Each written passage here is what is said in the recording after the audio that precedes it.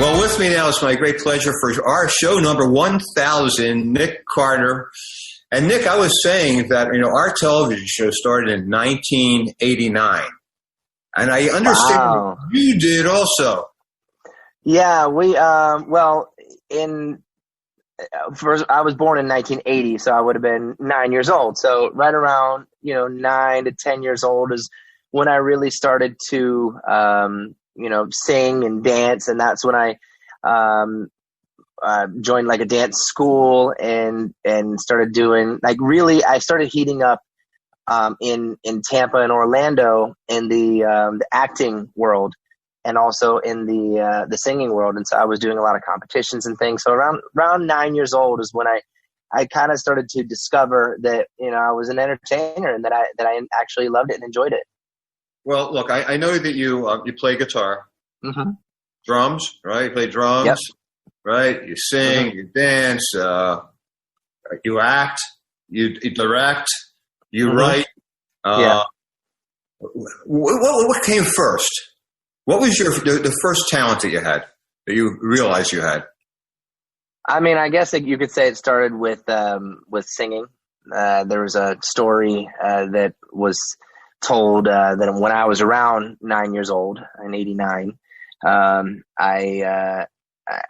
was an old tree stump out in the back of my yard, and I would jump up on that tree stump and I would pretend that I was actually singing on a stage, and I would use the little blades of grass as my audience, and each blade of grass would be a person.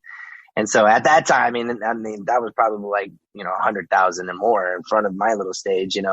I never thought that maybe later on in life that, I would be playing to close to that many people. But that was kind of like the first time that I really discovered that I was, and then my mom at that time, she overheard me singing, and I was just singing whatever was on the radio and performing it on that little tree stump stage. And then she came out and she said, "Oh wow, this kid could sing," and so put me in vocal lessons at that time. So that's when I started. And you did some local commercials, I understand, at that time. Did you do lessons? I mean, how did that work? Actually, I'm classically trained. That was the first vocal and singing lessons that I actually had. I went in with a classical teacher, and she had a old grand piano, and we would do scales and just sing. It was interesting, the kind of stuff that I was raised on, and that I would sing was a little bit different than what was on the radio. So I would perform or practice to like Simon and Garfunkel, or Bridge Over Troubled Water was one of my first songs that I actually ever sang and practiced. And a lot of stuff from musicals to all the old Sound of Music or things like that. That I would basically practice and vocalize and learn my scales and all those things to classical music. That was really what brought me up, and that's what I think gives me that very broad spectrum of just the different types of things that I can sing. Yeah, not only that, I mean, groups like Simon and Garfunkel, I mean, they had lyrics that meant something. The Broadway shows you're talking about, they had lyrics. Was that an influence on your writing ability as well? Yeah, again, I go back to the things that I started when I was around that age, before I met the boys, and before I met the Backstreet Boys, I was around 13 years old. So I had about 3 years, before I met the guys, and during that time, I was doing a lot of singing, but then also acting. And so there would be a lot of musical theater stuff going on. That was a lot of the stuff that I was performing and singing to. And that's what definitely influenced me. I know that you have siblings. You have 4 siblings that have musical talent. Did your parents have any talent also? I like to say that my grandmother on my mom's side and my grandfather on my mom's side were both sort of in the classical realm as well, the kind of music that they would listen to. And a lot of my grandfather, I call him Grandpa Doug, he would bring me to a lot of musicals. He lived in a place called Chautauqua up in upstate New York, Chautauqua Institution. And up there, they had like this musical theater, and he would always bring me there, and along with his wife, my step grandmother Linda. And yeah, so I could say it probably came from that side a little bit for sure. My mom's side, the Spalding side, is the surname. So, which instrument did you pick up first? I started playing drums when I was 11 years old, and I really fell in love with drums. At that time I was listening to a lot of grunge music, they called it at the time. So a lot of like Nirvana or what else? Pearl Jam or Soundgarden or things like that. And so I really loved the drumming of Dave Grohl from Nirvana, and I just thought he was a brilliant drummer. And I know you got a drum set in your house, but my wife's. Oh yeah, that's right. But yeah, I just fell in love with drums because it's just I lean a little bit more towards the rhythm of things. That's the first thing that I hear when I hear music is the rhythm. And yeah, I started playing it. I would play in little garage bands in Tampa with friends of mine, and we would just try to emulate a lot of the metal bands or the grunge bands at that time. And so, is that also when you're writing music, you hear the drums first as well? Yeah, I think I always lean towards a really just attractive beat and just something that moves me. I think that's why I became a dancer as well, because I started dancing, and so feeling the music as well as listening to it is really important to me. But yeah, if I'm writing music, to answer the question from before, a lot of times I'll get a beat or something from a writer or a producer, and I'll listen to that first. And if I like the way that the instrumentation sounds, then I will write a top line over it, which would then be more of the lyrics as well as with the just the melody. Well, since you mentioned the dancing, let's chat about dancing for a while. Because you 9 years old, I guess you hadn't really started dancing yet, and now you ended up on Dancing with the Stars. I mean, there's a long progression. I mean, and the Backstreet. I mean, your dancing on the Backstreet Boys is almost as important as the music itself. Well, it's about being a performer and entertainer, and it's kind of a rare breed nowadays, as far as like the shows go. We're one of the only few bands, groups, artists that still believe in the full show package, which is why we came to Las Vegas, which is why you and I became friends, and which is why I stayed here, and because Vegas was they were able to give us that full package when it came to the production and the show. And so, yeah, dancing is something that I love. And I started dancing when I was around that age, 9 again. And I went to a dance school, and that school was called Carlin DeMarco. And I have a really interesting story because when I was around that age, I still am a big Buccaneers fan. I'll watch the Raiders out here, don't worry, but I'm from Tampa. So, but I was performing with Colin DeMarco. I wasn't that great of a dancer when I was that age. I was a little clumsy. I was a little awkward. They would put me to the back of the class because I needed to learn a little bit more. Later on, it turned out better for me, obviously, with practice, made it perfect.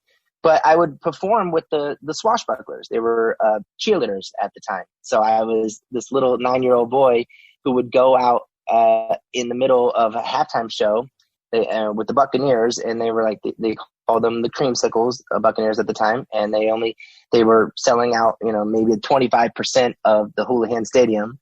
And so that was my first experience, was going out there dancing, and I would perform, and then the cheerleaders would dance around me, and we had this like little group called Nick and the Angels was what they called them. So that's how I kind of got introduced into dancing, and then got a little bit better over time. And that's when I became the Backstreet Boy dancer, Dance with the Stars, singer, everything. You must have been very popular in middle school with the girls.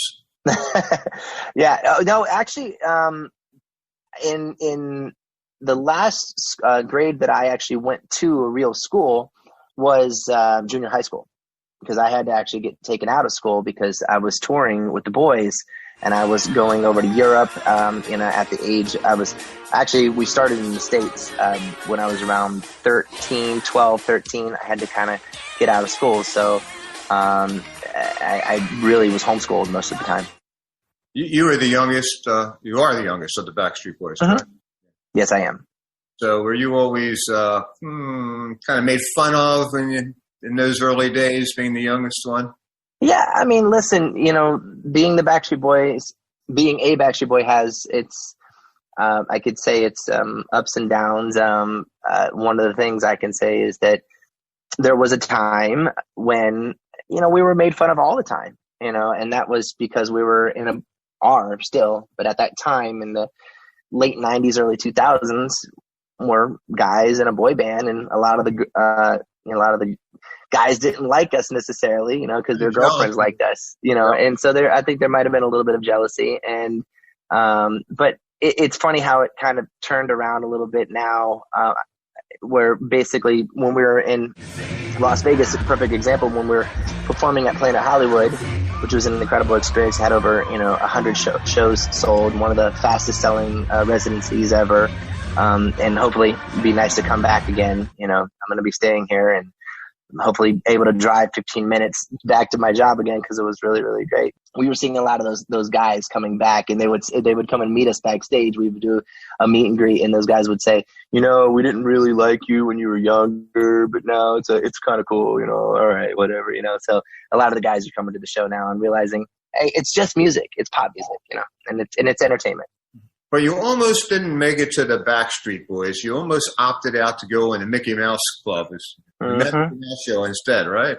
What was that? Yeah.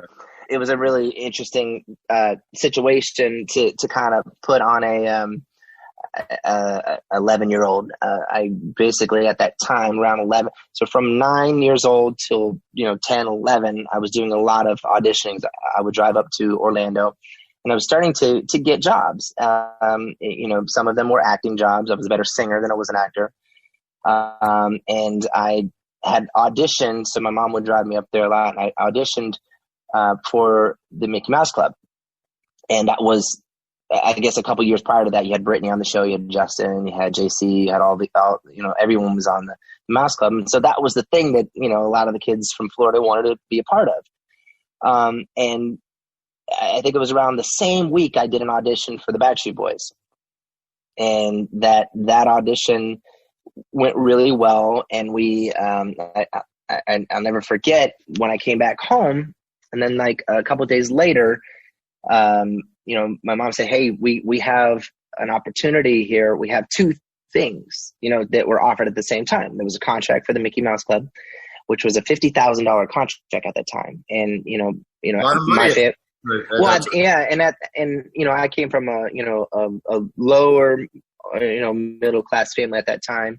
And my dad was working really, really hard, and, it was just basically money on the table for us, and then the other one there was no guarantee. There was no money. There was nothing. It was just, hey, you could be a part of this group called the Backstreet Boys. And so she gave me a choice between the two, and 11-year-old chose the Backstreet Boys over the Mickey Mouse Club. And a couple years later, they canceled the Mickey Mouse Club, and Backstreet Boys continued on.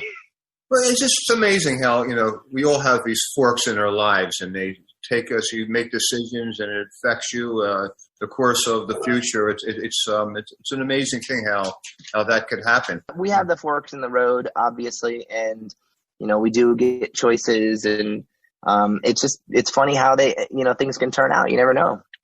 Yeah. And you talk about working on the road. I mean, you do, I don't know, 150, 200 dates a year. I mean, you are a busy man, and these are not just in the States. I mean, you're traveling all over the world. I mean, I can't believe there's some of the crowds you get in South America and Europe. I mean, it's bigger in some of these places than you even are in the United States. It's just absolutely amazing. I mean, how do you keep up that stamina? Well, we were actually right before the COVID pandemic actually came to a head. We were down in South America, and we were on tour and down there for about 4 weeks, and we head all the way down, went everywhere, and then ended up in Brazil. And we got the news that we were going to have to postpone the biggest show that we had down in South America, in Brazil, in Sao Paulo, which was 50,000 people. And it basically was a stadium. And we had a couple stadiums down there in that run as well. But, it was definitely bittersweet. And yes, we're very grateful to be able to perform for the crowds that, and to, after 27 years, for it to basically come back around again. And we were right around this time supposed to be we're supposed to be down in New Zealand, and then also in Australia, and going basically Southeast Asia, but we had to come home. And then I think it was like October, we would have started in the States again on a second run. And then we had I think somewhere around like 50 shows or something like that we were doing, which we actually just announced that we're postponing it till June of next year, roughly starting around that time. And we're going to be able to, hopefully when things come back, to do those shows again. But yeah, it's a great time. We were able to have a great comeback, and it's a little bittersweet. We have a little bit of time off right now, and it's best obviously for everyone in the world, and but we're looking forward to getting back on the road and to continuing what was happening. Yeah, and of course the timing is fortuitous in one regard for you, because you have a new daughter, and a young son, so it really gives you that time to really bond when they're young.